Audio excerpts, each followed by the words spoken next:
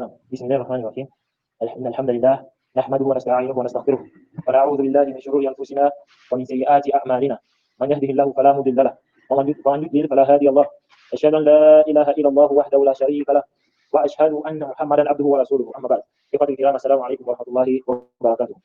Comme vous avez vu sur le programme, normalement c'est pas moi qui devais vous entretenir aujourd'hui, mais le frère a eu un empêchement. Il a voyagé, mais malheureusement, le temps d'arriver ici à Babsa, on n'a pas passé comme prévu. Alors, il m'a demandé de continuer donc avec le cours que j'avais commencé, puisque c'est le cours qu'on devait voir demain. Donc, je suis obligé donc de passer aujourd'hui. Et peut-être, Inch'Allah, c'est lui qui va vous entretenir demain sur la voie à suivre, le manhaj salim. Donc, on va donc continuer donc avec notre cours sur Al-Wala wal-Bara de l'islam. Et dans les cours précédents, on a vu les 10 choses qui entrent dans l'alliance et le désaveu. L'alliance vis-à-vis des koufars, donc il est interdit à tout musulman de pratiquer.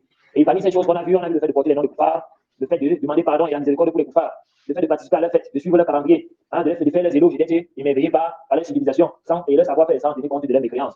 Oui. Le fait également de voyager vers leur pays dans le but de jouissance, ou le fait de rester dans le pays des mécréants, de ne pas fuir ce pays-là pour aller dans le pays musulman dans le but de préserver sa religion.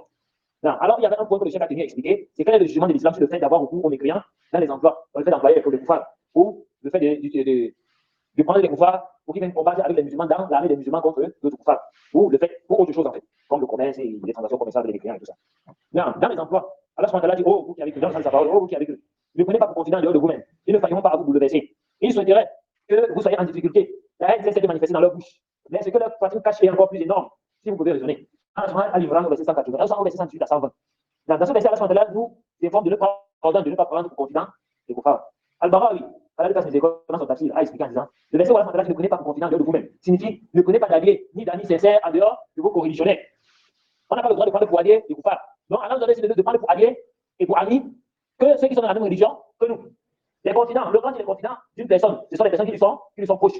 Puis Allah subhanahu wa ta'ala expliqua la raison de l'interdiction de les prendre pour confidents. Il a dit qu'ils ne failleront pas à vous bouleverser, à vous trahir, c'est-à-dire qu'ils ne lésineront pas devant aucune action qui puisse vous nuire. Vous voyez. Alors que ton frère coreligionnaire, tu sais qu'il craint Allah. S'il craint Allah, il va faire ce qu'il peut pour ne pas te nuire, pour préserver tes secrets, pour éviter de porter atteinte à ton honneur ou à tes biens. Alors que le kafir, lui, ne va pas hésiter. Il ne va pas hésiter. Et si on parle de façon générale, quelqu'un va pas lui dire non, mais je connais un kafir qui est comme ça, interdit comme ça, lui, c'est une exception parmi dans la règle, dans la généralité. Mais de façon générale, Allah nous a interdit de les prendre pour confidents. Même s'il y a des exceptions parmi eux. Allah, quand il parle de façon générale, il ne sait pas qu'il y a des exceptions parmi eux. Il sait. Mais il nous a interdit de les prendre pour confidents. On ne doit pas les confier nos secrets, nos affaires, là. Mais on doit prendre que nos coreligionnaires. Et même parmi nos coreligionnaires, on ne prend pas tout le monde. On prend que ceux qui sont sur la sunna, qui sont sur la vérité, dont on estime qu'ils sont intègres et qu'on donne confiance à leur piété et à leur science. Parce qu'il ne va pas les prendre un bébé musulman parce que tu sais que non. Non, c'est un musulman. Non, même si tu les trahis, mais tu dois prendre le pieux parmi eux. Le chef d'Islam Yutemi, les gens d'expérience savent bien que ceux qui vivent sous la protection des musulmans, parmi les juifs et les chrétiens et les hypocrites, correspondent par courrier avec leurs coreligionnaires afin de les informer de l'état des musulmans et de leurs secrets auxquels ils auraient eu accès, auxquels ils auraient eu accès. Et parmi les vers les plus célèbres sur ce sujet, les vers de poésie d'un poète, lorsqu'il dit dans le sens, toute inimitié peut devenir affection, sauf celle de ton ennemi en religion. Toute inimitié peut devenir une affection. Si quelqu'un, quelqu'un m'a donné ta main, par exemple, par exemple, il a pris ton argent, il est devenu ton ennemi à cause du fait qu'il a pris ton argent. Si tu remets ton argent, l'amitié devient une affection, devient l'amitié. D'accord? Mais si quelqu'un te combat pour ta religion, cette amitié-là peut disparaître. Là, parce que tant qu'il reste dans sa mécréance, il te combat. Alors que celui qui est devenu ennemi avec lui parce qu'il t'a frappé ton argent.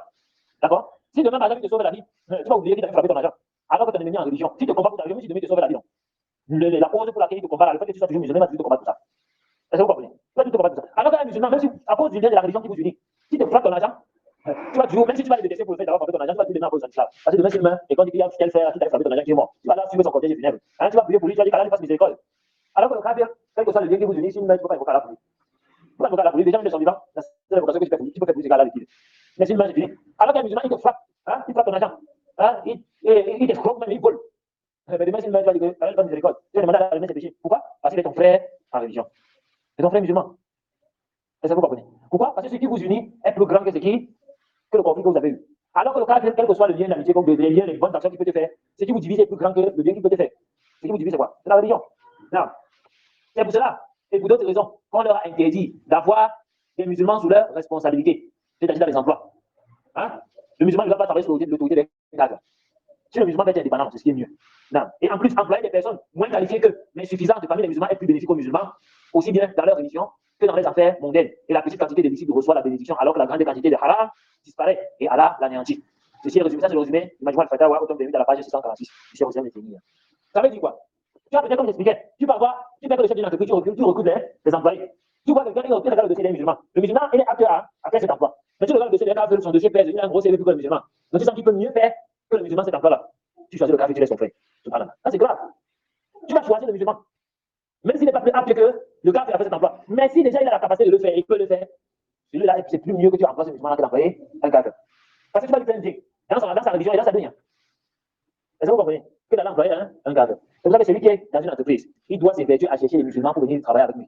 Pas travailler avec un kafir. S'il peut travailler avec un musulman, c'est mieux que d'aller travailler avec un mécréant. Est-ce que vous avez compris? Non. Il apparaît donc clairement de ce qui précède. Il a interdit d'accorder aux mécréants des responsabilités leur permettant d'avoir le pouvoir sur les musulmans. Et vous voyez dans certaines entreprises, vous arrivez, le chef d'entreprise, c'est un kafir. Et ceux qui sont sous son autorité, c'est qui? C'est un musulman. Et celui qui a la tête du kafir là, c'est un musulman. Le musulman qui est le directeur général. Il a employé un kafir qui est son directeur. Et celui qui a l'autorité, il a employé des musulmans qui sont sous l'autorité de qui? De ce kafir. Ça montre un signe d'alliance avec ce mécréant. C'est plutôt le kafir là qui va être sous l'autorité de qui? Musulman. Et non l'inverse. Non. Et il faut aussi faire attention que le kafir ait accès aux secrets de l'entreprise. Ou ait accès à vos secrets avec lesquels il peut vous nuire. Tel que le fait de les prendre comme ministre, ou conseiller, parce qu'il s'agit des pays musulmans, où le dirigeant musulman emploie le pouvoir comme conseiller ou ministre. Ah, c'est pas permis. Allah ne connaît pas vos confidents de vous-même, ils ne failleront pas à vous bouleverser. Ou bien encore leur accorder des postes dans la fonction publique dans les États musulmans. Dans un pays musulman, le dirigeant n'a pas le droit d'employer un cadre. Il ne doit employer que les musulmans. Est-ce que vous comprenez? Parce que c'est plus bénéfique pour leur religion et leur union. Non. Deuxième chose, il est autorisé de louer leurs services pour certains emplois secondaires. Comme je vous l'ai dit, par exemple, tu es directeur, tu as sous ton autorité peut-être ton conseiller ou bien ton directeur de travail. C'est un musulman également. Est-ce que vous comprenez? Mais le cas est, tu vas employer, par exemple, sont sous l'autorité de qui? Des musulmans. Est-ce que vous comprenez? Non. Et par exemple, pour les emplois secondaires, comme le chef explique, il dit peut-être que les métiers d'éclaireur, les métiers d'éclaireur, par exemple, tu emploies un café, lui, travaille aux frontières, ou lui, il se promène dans la rue pour maintenir l'ordre.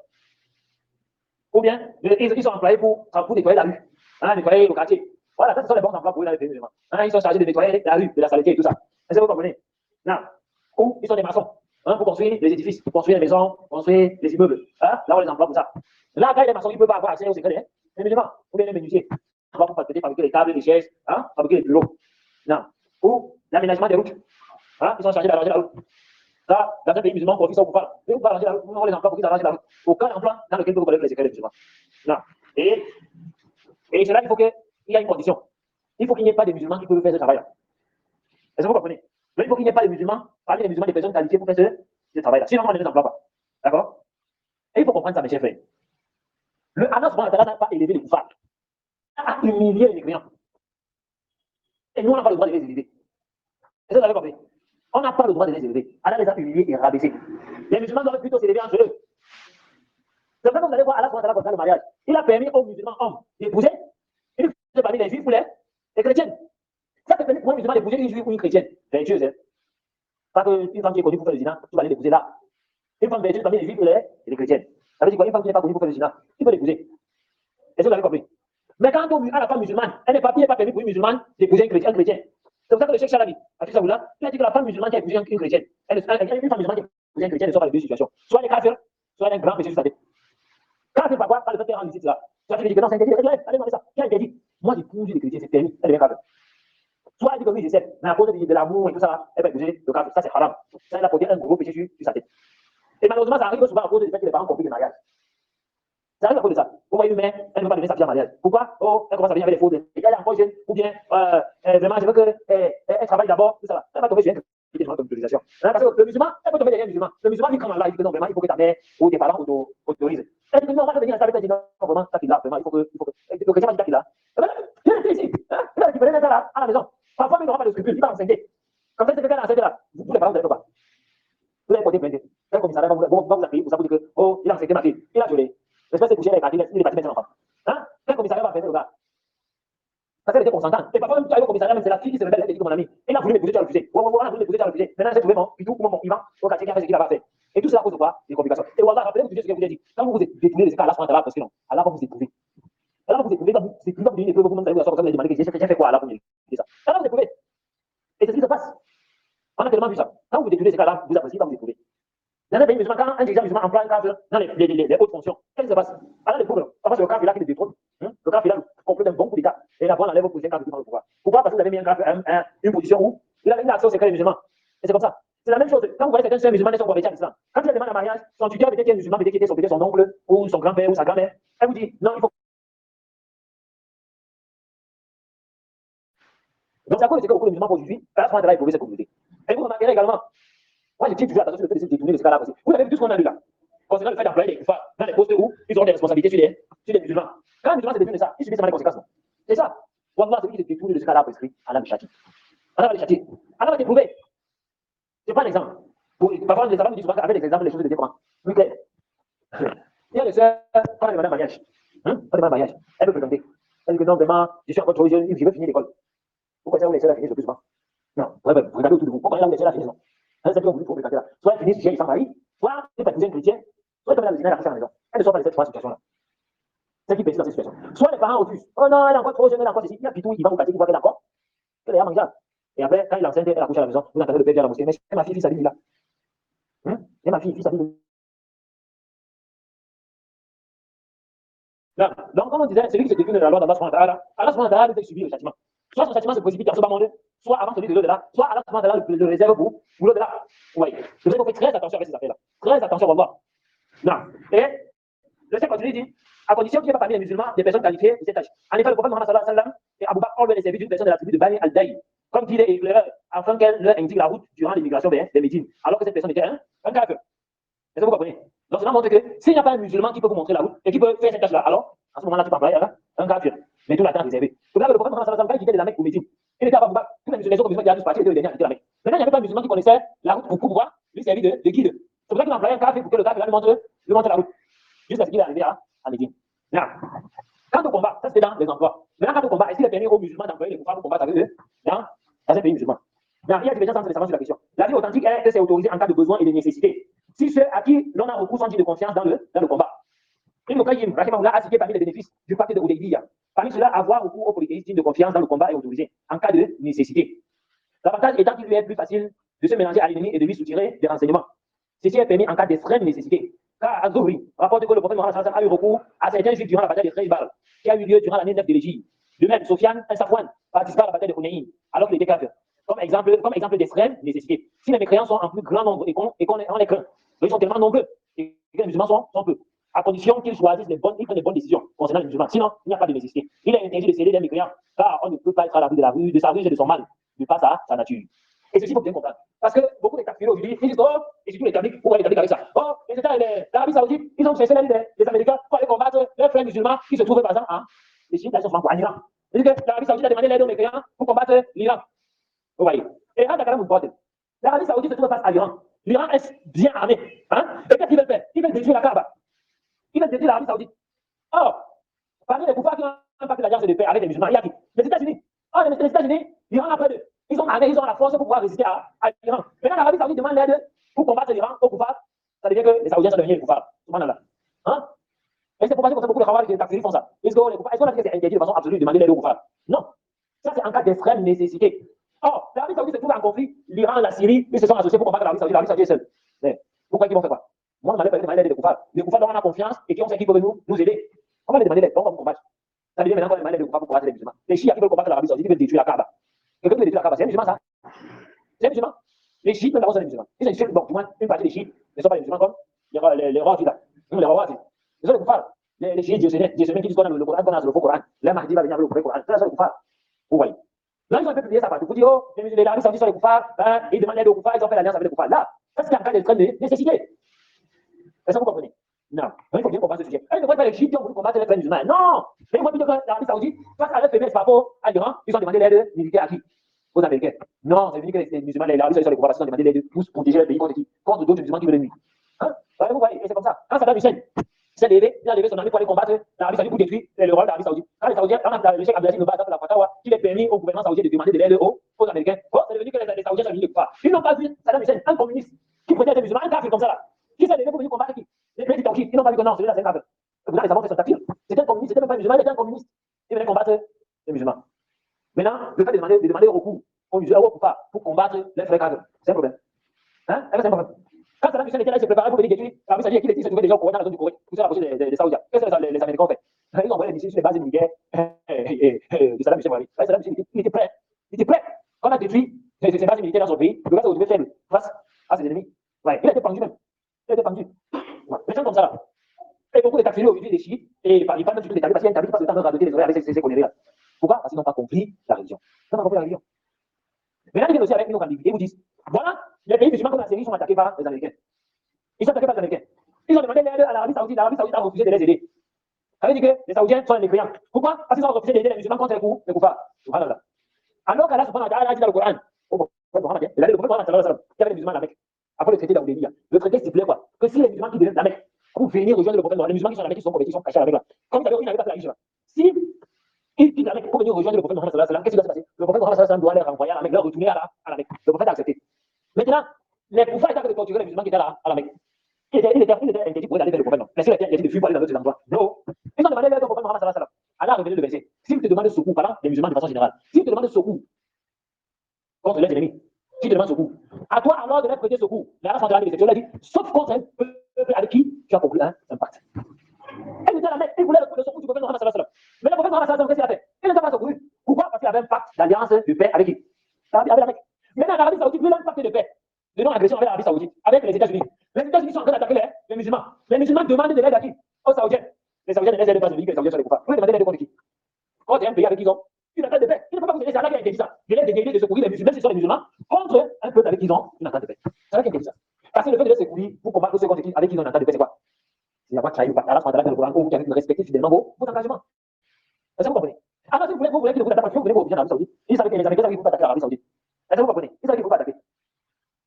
Ou qu'est-ce que vous devez donc faire? Demander de l'aide à d'autres pays musulmans qui n'ont pas une entente de paix avec qui? Une alliance avec les Américains. Ceux-là, ils doivent vous aider. Est-ce que vous comprenez? Donc, ça, ce sont les choses que les gens doivent comprendre. Parce que beaucoup d'établis parce qu'ils ont publié ça pour dénigrer l'Arabie Saoudite, ce pays du Tawhid, Allah vous stane. Donc, faites très attention. Et regardez toujours celui qui se détourne de ce qu'Allah a prescrit, Allah va le trouver, soit dans sa personne, soit dans la personne dont il a chargé. C'est pas juste ça. Celui qui se détourne, même dans un foyer, si tu es toi et ton époux, vous ne fonctionnez pas sous la loi d'Allah subhanahu wa ta'ala. Vous allez vivre dans le feu. Imaginez la femme se détourne de l'obéissance. Elle dit que moi, je ne peux pas obéir à mon mari. Jamais. Alors qu'Allah a rendu obligatoire à la femme d'obéir à son mari. Si elle se détourne de la loi d'Allah, qu'est-ce qui va se passer? Alaykoum salam. Ils vont vivre dans le feu. Est-ce que vous comprenez? Parce que si la femme n'obéit pas à son mari, ça va devenir le feu. Hein? Et vous allez voir des femmes qui bagarrent avec le mari. Là, il dit, il ne s'est pas encore prié, non? Il n'a pas encore. Le nouveau fois, il s'est converti là. Il a disparu, il y a 4 minutes. Ah, ça. Où va? Non, tu comprends bien. Tu vas poser après.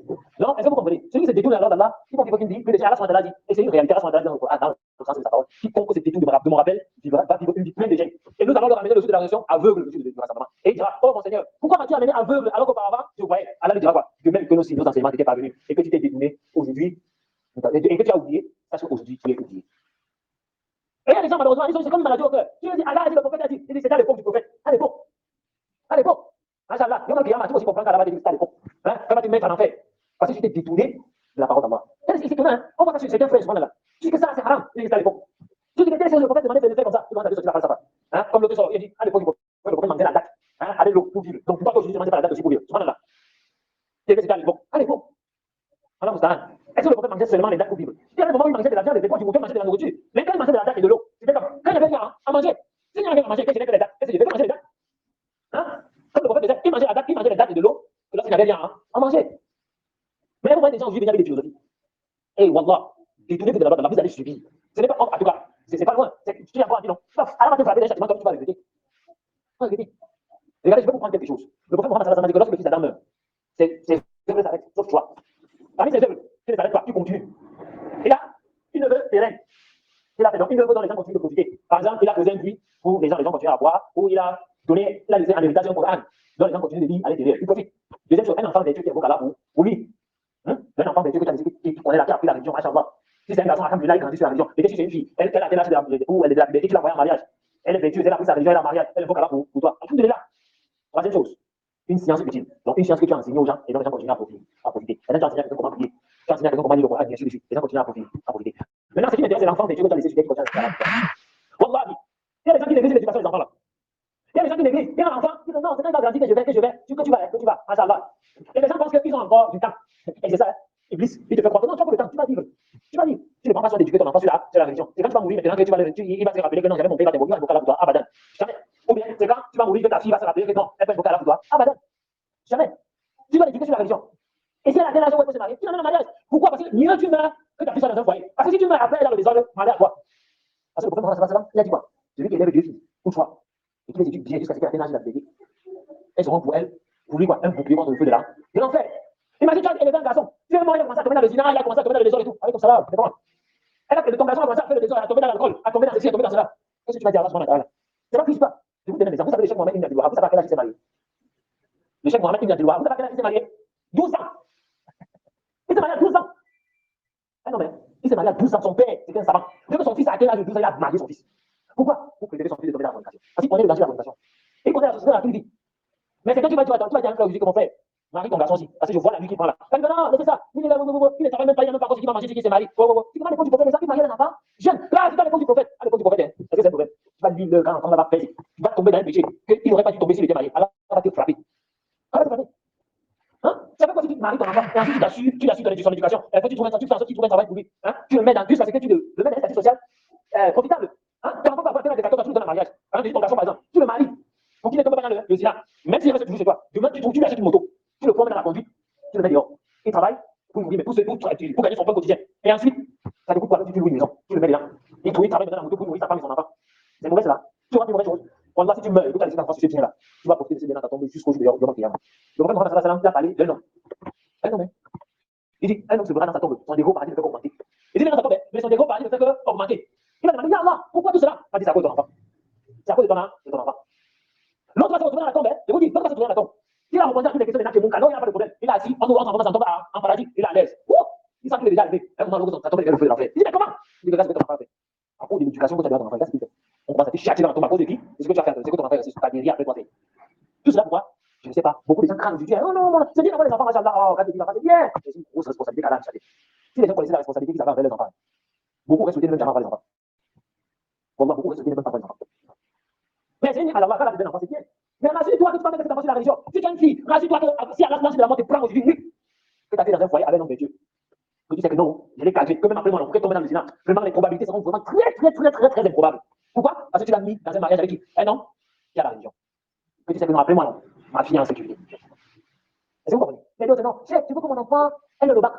Ah bon, hein? Tu sais pas si c'est le bac à aujourd'hui que tu veux que ton enfant aille ou bien c'est que le bac. Hein? Non, il faut qu'elle ait d'abord un travail, elle est indépendante. Oui, parfois c'est à cause de son travail là, elle va insulter son mari. Parfois c'est à cause de son travail là, elle va lever le ton sur son mari. Et pourtant, l'islam dit que la femme doit être comment? Lucile. Elle ne doit même pas regarder son mari dans les yeux. Elle ne doit pas les pieds. Regardez, le prophète Mohammed dit quoi? Si la femme connaissait l'eau, ne serait-ce que le droit que son mari a sur elle, non. Si son mari avait le plus, la Bible dessus, le plus aurait sur ça, et qu'elle devait lécher le plus avec sa langue, ça n'aurait jamais suffi pour qu'elle paye les droits qu'elle a sur son mari, que son mari a sur elle. Ça n'aurait jamais suffi. Pour que les droits, elle n'allait jamais s'acquitter des droits de son mari. Il dit que c'est léché le plus qui sortait de sa mesure. Ça n'allait pas suffire pour s'acquitter des droits qu'elle a sur son mari, que son mari a sur elle. Mais vous voyez les femmes, elles gondent son mari. Vous voyez les femmes, elles cravatent son mari. Qui te devient la loi d'avant? Tu ne peux pas t'assumer les conséquences. C'est pour ça qu'on a dit que la plupart des habitants de l'enfer, c'est dit. Woman, la plupart des habitants de l'enfer sont les femmes. Et la cause de ça, c'est quoi? Leur comportement avec le mari. Leur comportement avec le mari. Pourquoi les femmes qui ramassent les choses de leur mari, elles dehors? Les femmes musulmanes qui ramassent les choses de leur mari, elles n'étaient même plus ici. Son mari. Vous attendez comment? Il y a les cris dans la maison. Quand tu t'en viens les autres, tu vois la femme qui crie. Oh, c'est l'homme qui t'avait crié. Pourquoi sa femme t'a suivi? Ça m'a jamais tapé. Vous voyez les femmes, elle a un problème avec son mari, c'est tout le Carrefour qui est au courant. Elle s'est dans plein Carrefour, elle insulte copieusement. On a une question comme ça, Yaoundé. Elle insulte son mari en plein Carrefour. Tu insultes ton mari en plein Carrefour. Patiente, ma maîtresse. Il va te dire non, tu vas pas te gagner. Attends quand tu vas mourir. Elle n'a que mon carreau se présenter devant toi. C'est le jour là que tu vas comprendre que Wallah, ce que tu as fait là, tu n'aurais jamais fait ça. Tu n'aurais jamais fait ça. Parce que beaucoup de femmes pensent quand elles sont arrivées, non. Tu vois l'homme aussi qui te comporte mal avec ta femme. Tu l'insultes, tu la fiches en plein Carrefour. Hein? Tu vas me dire non, oh, je suis l'homme. Oh, le bas, oh, donne-moi, tu vas me dire arriver. Machallah. Tu peux l'insulter, elle ne dit rien. Tu la méprises, elle ne dit rien. Wallah, il y a que vous me connaissez. Quand tu me connais, tu t'es devenu alors d'Allah. Allah dit quoi? Vous avez des vos épouses. Allah dit comportez-vous convenablement avec elle. Allah devrait se comporter bien avec vos épouses. Tu l'insultes, tu la fiches en plein Carrefour. Hein? Prépare-toi. Le jour de Yom Kiyama, va porter plainte à Allah subhanahu wa ta'ala. Tu n'auras ni dinar, ni dirham, même des excuses, il n'y aura pas le jour là pour te racheter. Ce sont des bonnes actions qui vont payer la compensation le jour là. Des bonnes actions. Le jour là, tu vas regarder des bonnes actions comme ça. Tu vas regarder pour elle. Tu vas d'abord pleurer sur toi-même. Et quand on va comprendre des bonnes actions pour lui donner, au fond, tu n'auras même plus de bonnes actions. On va prendre tes péchés pour te donner. C'est là où tu vas comprendre que je n'aurais pas dû faire ce que j'ai fait ça. C'est que j'ai fait là à la femme. Quand on va prendre les bonnes actions de ta fille, on va prendre les bonnes actions de ton fils. Hein? On va prendre les bonnes actions de ta fille, on va prendre les bonnes actions de ton fils. Tu vas regretter ce que tu faisais sur terre à cet enfant-là. Celui qui, rappelez-vous, celui qui s'est détourné de ce cas-là prescrit, Allah va lui faire subir le châtiment ici avant celui de l'autre là. Et dans l'autre là, il va venir perdant. Perdant. Le prophète sallallahu alayhi wa sallam parle de la situation d'un homme le jour de la résurrection. Il va venir. Tu vas la prière, machallah. La zakat, oh, machallah, le hajj, machallah, les bonnes actions, les sadaqas, il est tout plein.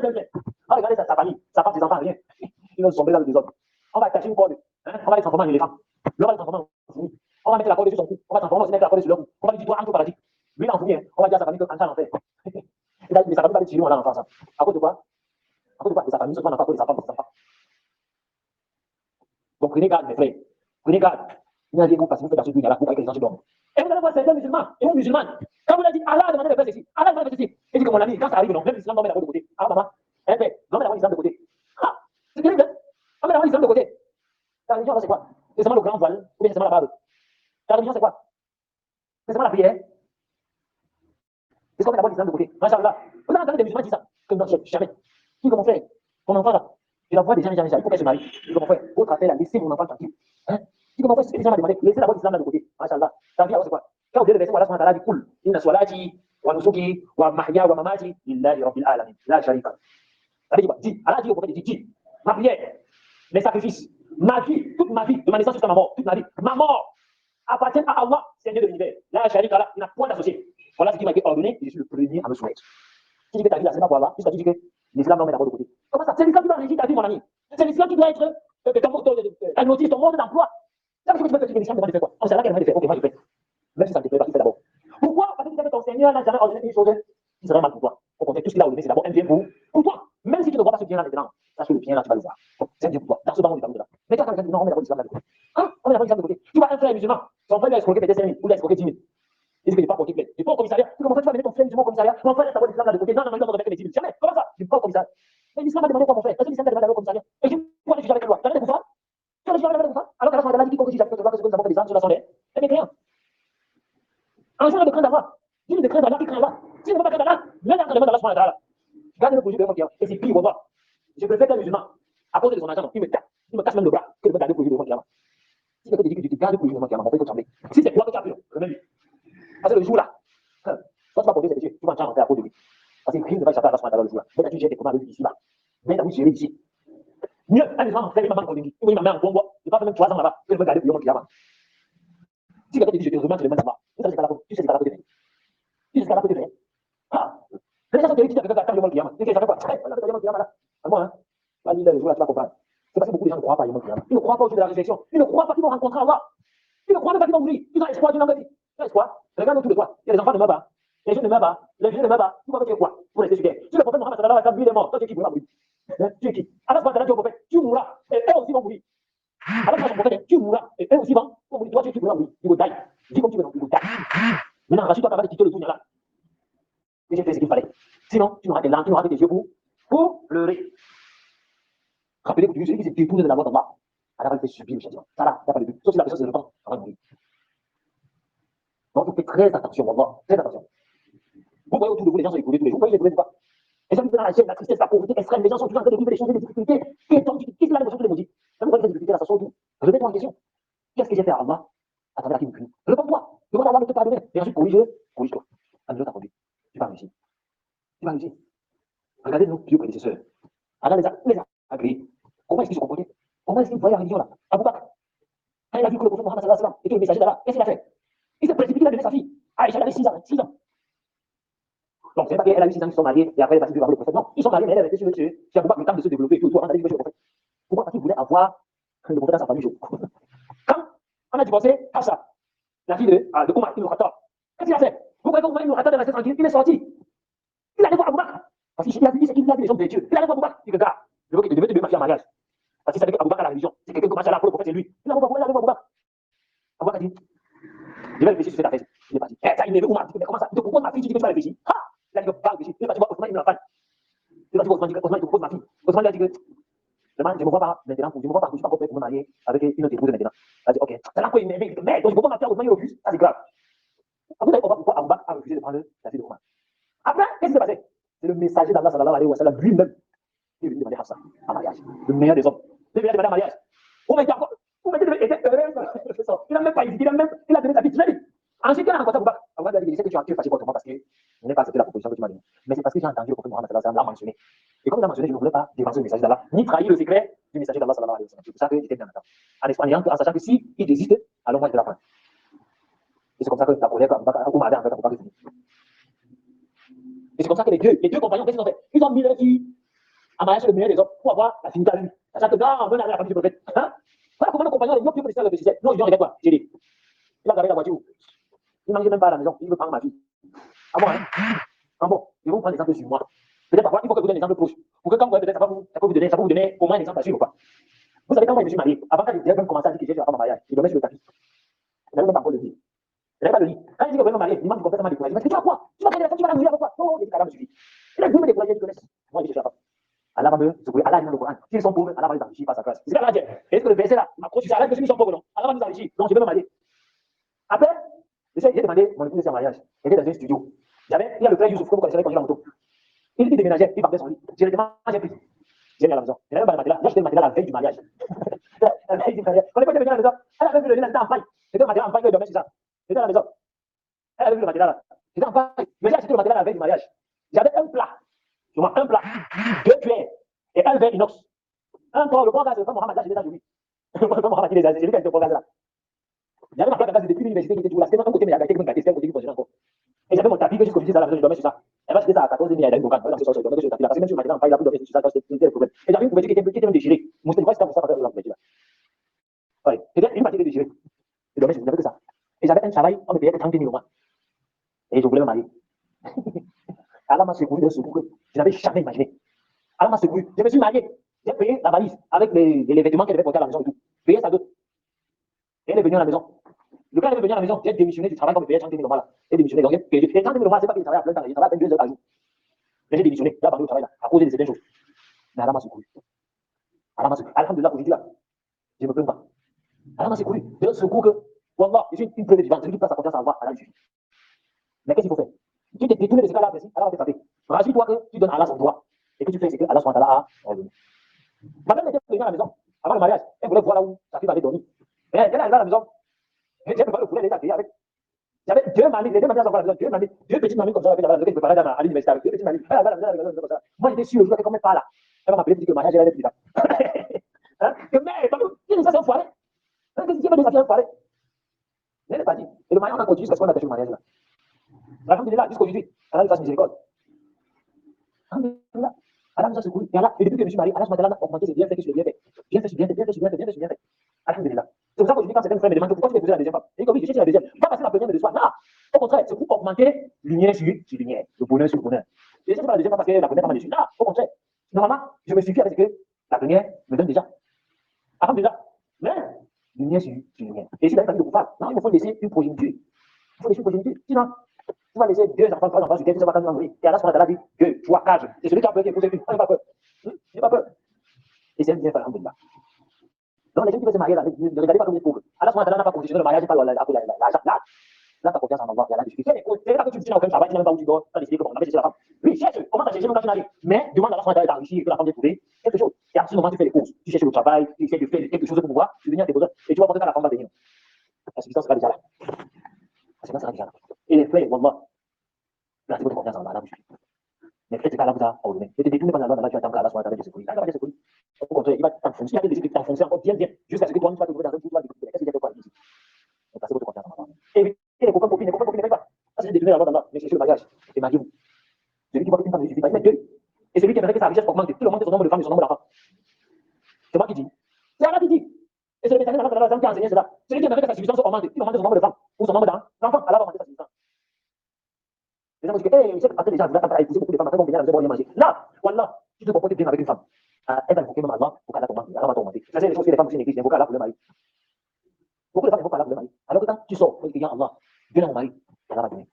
Et je parle avec expérience. Ce n'est pas que je parle, je parle avec expérience. Elle a la de témoigner. Combien d'invocations elle a fait moi et de mon pauvre. Quand elle rentre dedans, Allah m'a exaucé. Hein? Quand elle a Allah m'a réussi, quand elle a Allah m'a exaucé. C'est comme ça. Celui qui s'est détourné alors Allah va l'éprouver. Donc, mes chers frères, rappelez-vous, si vous êtes sorti de juger avec ça, en ayant compris que je dois observer les lois d'Allah subhanahu wa ta'ala, et Allah subhanahu wa ta'ala le succès. C'est ce que vous avez compris, le but de ce séminaire d'aujourd'hui. Est-ce que vous avez compris? Mais détournez-vous des coupables. Détournez-vous des mécréants. Ne les prenez pas pour alliés ni pour amis. Liez-vous avec les musulmans. Moi, j'ai prié pour pas. Au début, je n'avais pas bien compris ça. J'ai compris un peu sur ma famille. Et j'ai même quand n'est pas passé à mon mariage. Et j'ai fait mon mariage, un membre de ma famille n'est pas venu.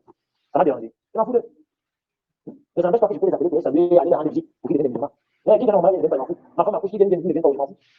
Alors, je me suis dit, et ensuite, les frères musulmans avec qui je me trouve. Parce que la fraternité qui nous unit est plus grande que tout. Tout le bien que quelqu'un va celui. Et les frères m'ont soutenu d'une manière que vous ne pouvez même pas imaginer. Et personne ne te soutient en demandant que je change de tout. Personne ne te soutient en demandant que je change de tout. Là, mais ils savaient qu'ils cherchaient la récompense d'Allah subhanahu wa ta'ala. Ils m'ont soutenu d'une manière que. Et c'est comme ça. C'est comme ça, wallah. Allah SWT nous pardonne et améliore nos actions. Inch'Allah, prochain jour, on va voir les signes de l'alliance entre les musulmans et les croyants.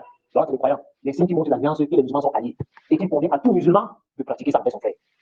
On va voir cela. Et le chef a mentionné, je crois que c'est plus de 14. Bon, là, c'est mentionné plus choses qui montrent que nous sommes alliés aux croyants. Et on va voir ça bien là, demain ou après-demain, Inch'Allah. Je ne sais pas s'il y a des questions. Que ce soit en ligne ou en direct.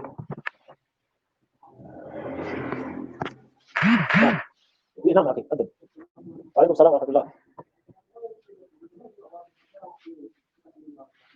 Non, le prophète Mohammed sallallahu alayhi wa sallam a reçu la révélation à l'âge de 40 ans. Non. Aïcha, non. Non, regardez les cas d'âge, subhanallah. Elle avait 40 ans, elle avait 6 ans.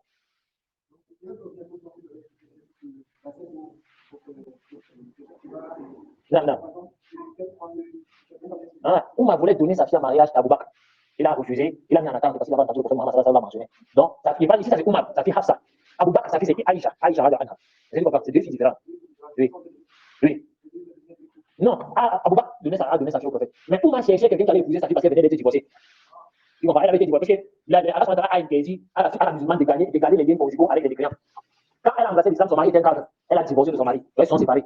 Parce que son mari était mécréant, elle a dit qu'elle ne peut pas garder les liens conjugaux avec ça. Maintenant, Oumar cherchait maintenant quelqu'un, un musulman pieux, qui allait épouser sa fille. C'est pour ça qu'il allait voir Abu Bakr, parce qu'il savait qu'après le prophète, c'est Abu Bakr. De toute la création, après le prophète Mohammed sallallahu alayhi wa sallam, qui est le meilleur des hommes, ensuite c'est Abu Bakr. Il prend sa fille. Il voulait proposer sa fille en mariage à Abu Bakr. Oui. Donc, il voulait qu'Abu Bakr épouse sa fille parce qu'il savait qu'après le prophète, comme étant le meilleur des hommes, c'est Abu Bakr qui est le meilleur. Et regardez, les compagnies disaient, moi, mon ami, et je ne sais pas l'argent, il n'est pas le meilleur. Il sait que celui-là, il a la religion, et c'est quelqu'un qui marche dans la religion. Je préfère lui donner ma fille. Il vient négocier que par exemple, prends ma fille. Tu vois, c'est comme ça qu'il faisait. Nous, aujourd'hui, on attend que c'est le bon Dieu qui fasse descendre un homme de Dieu. Quand tu connais quelqu'un qui est vertueux, tu fais ta fille. Va voir la personne qui commence par mon frère. J'ai vu que ma dans la religion est obsédée. J'aimerais que tu épouses ma fille. C'est comme ça. Mais les gens vont dire, non, c'était à l'époque du prophète. Gardez vos filles à la maison. Les gens vont venir les épouser. On m'a dit. Oui. Il avait déjà 40 ans. Et la fille est restée dans sa famille. C'est quand le prophète Mohammed a fait la hijra et allé à Médine. Quand elle a atteint l'âge de 9 ans, avant qu'elle aille maintenant vivre avec le prophète Mohammed sallallahu alayhi wa sallam. 9 ans. Et il te rappelle, les filles de 9 ans, c'était pas comme les filles de 9 ans d'aujourd'hui qui sont comme les ampoules grillées, que tu souffres cette tombe comme n'importe quoi. C'était les femmes développées. C'est qu'elle était apte à supporter les rapports et aller en mariage. Et elle a même pas commencé. Les gens disent, non, il faut que la femme. Et c'est ça, c'est l'éducation qu'on a eu des koufars. Je voulais dire, c'est vous poser une question la dernière fois, c'est quel est l'âge de base en islam pour qu'une femme aille en mariage? Qui se rappelle? Les femmes, la mère, derrière. L'âge minimum pour qu'une femme aille en mariage, c'est quel âge? Hein? 16 ans. C'est quel âge? Non, je demande là-bas. En islam, c'est quel âge? 12 ans, 16 ans. Vous divergez là-bas. On vous expliquer ça ici la dernière fois. C'est quel âge? Non, j'ai dit quel est l'âge minimum pour qu'une fille se marie à l'islam?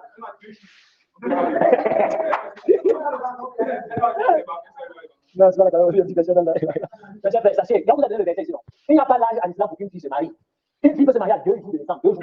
Mais, comme je vous ai dit, la seule chose qui a changé, c'est qu'elle ne peut pas aller vivre avec son mari tant qu'elle n'est pas capable de supporter les rapports. C'est bien que ça. Est-ce que vous avez compris? Ça veut dire qu'on peut attacher un mariage d'une fille de 2 mois. Mais c'est son mari. Maintenant, quand vous avez dit que quand elle grandit, le mariage qu'on a attaché là est sous condition. Ça veut dire quoi? C'est sous l'approbation de la fille. Ça veut dire qu'elle atteint l'âge où elle peut supporter les rapports. D'accord? On lui demande maintenant son avis. On dit que voilà, celui qu'on a attaché ton mariage avec lui. Est-ce que tu acceptes? Si elle dit oui, elle peut aller vivre avec son mari. Et vous avez le verset, non? Le verset est clair. Maintenant, si elle n'a pas atteint l'âge, si elle dit que le mariage est moi qui ne veut pas, mariage est nul. On peut dire, on va dire à son mari que bon, reprends ce que tu avais donné. Parce qu'il faut son approbation. Si on attache le mari qui vient sans son accord, le mariage est caduc. Jusqu'à ce qu'elle accepte. Et son acceptation, c'est son silence, comme le professeur va dire. Est-ce que vous avez compris? Si elle est apte, elle peut être apte à supporter les rapports à l'âge de 14 ans. Elle peut être apte à supporter les rapports à l'âge de 13 ans. Elle peut être apte à supporter les rapports à l'âge de 15 ans. Ça dépend de comment son corps est développé. Est-ce que vous comprenez? Ce n'est pas conditionné par le fait qu'elle est menstruée. Parce qu'elle est fille qui a les menstrues à 17 ans. Et peut-être qu'elle se marie depuis l'âge de 14 ans. Hein? Donc à 20 ans, elle est arrivée à les menstrues à 20 ans. Elle n'a pas légiféré, n'a pas conditionné le mariage d'une femme par rapport aux menstrues là. C'est pour ça qu'il a dit la période d'attente pour une femme qui n'a pas encore ses menstrues, lorsqu'elle a été divorcée, c'est combien? C'est 3 mois. C'est 3 mois. Ça, il faut bien comprendre. Quelqu'un va venir dire aujourd'hui, c'est à l'époque du prophète. Bon, aujourd'hui, vous êtes détourné de ça, non? Vous connaissez le désordre qui se passe là dehors. Hein? À la mairie, il y a combien d'actes de naissance avec père non déclaré? Il y en avait plein. Et aujourd'hui, ils ont changé le système déjà que même si le père ne se déclare pas, quelqu'un de la famille va devenir le père de l'enfant. On va mettre le nom de quelqu'un de la famille parce que je veux que les actes de naissance est père non déclaré. À quoi ça? Vous connaissez combien de filles de 9 ans qui font des rapports sexuels partout là dehors? Plein. Et elle dit à l'époque, la première fois que je l'ai rencontrée, quand j'étais pour les coups, elle m'a dit que la première fois qu'elle a eu les rapports à 8 ans. Elle avait 9 ans quand je l'ai rencontrée. 9 ans. Elle s'est combien rapports à 8 ans? Elle est dans mon quartier. Elle est dans mon quartier. C'est le premier rapport à 8 ans. Et puis j'ai dit, mais quand je dit, et les parents sont en vie, nous connaissons notre fille. Vous connaissez la votre fille. À 8 ans. Et avec qui? Elle m'a dit que son gars, ça connaît, c'est Joanne, c'est Ivan. Elle était comme ça là, elle avait déjà 8 gars. 8. Elle a 9 ans. Depuis l'âge de 8 ans, elle m'a dit qu'elle avait eu 8 gars. Et souvent, là. Est-ce qu'il y a des époques? Mais je m'imagine même pas ce qui se passe à notre époque aujourd'hui. Vous avez fait très attention à ça. Non, vous avez des questions? Le prophète Mohammed sallallahu alayhi wa sallam a eu, si ma mémoire est bonne, 7 enfants. Il a enterré, tous ses enfants sont morts. Il a eu Fatima, Anha, qui a survécu après lui. Elle est morte 6 mois après lui. Il a eu 4 garçons, 3 filles, comme Zainab et Fatima. Et il a eu Qasim, il a eu Ibrahim, il a eu Abdullah. Il y a Abdullah. C'est Abdullah. Il y a Qasim, il y a Ibrahim, il y a. J'ai oublié les 2 autres. Donc il y a eu 4 garçons. Et tous ces 4 garçons sont morts en Bangladesh. Il a vu sa descendance jusqu'aujourd'hui. Parce que sa fille Fatima, elle a eu 2 enfants, Hassan et Hussein. Et même ils ont eu des descendants, et ainsi de suite. Elle a préservé sa descendance. Ah, on ne sait jamais. Voilà. Non, il y a d'autres questions? نعم سيأتي الإجابة على إذا نكتفي بهذا القدر سبحانك اللهم وبحمدك أشهد أن لا إله إلا أنت أستغفرك وأتوب إليك السلام عليكم ورحمة الله وبركاته